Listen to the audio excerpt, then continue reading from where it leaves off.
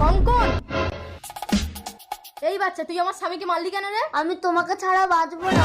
এই বয়সে বেশি পেকে গেছিস। তোর বয়স কত রে? 12। আর আমার বয়স 32।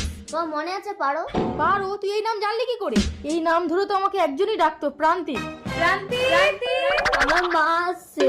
কিরে বান্ধবী মিতা, তুই তো বিয়ে করিসনি, তোর ছেলে হলো কিভাবে? তাহলে শোন পারমিতা, আজ থেকে 13 বছর আগের কথা। বল না মিতা, আমি একটু মোটা হব কি করে? বিয়ের জল গায়ে পড়লে ঠিক মোটা হয়ে যাবি পারমিতা। তাহলে আমি বিয়ে করব। চলো আমিও বিয়ের জন্য রেডি পারমিতা।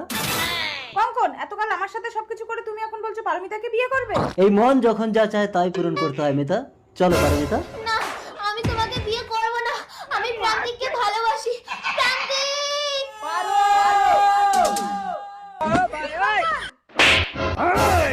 মিতাকে ছেড়ে দাও, ও মরে যাবে। ঠিক আছে, আমি তোমাকে বিয়ে করব।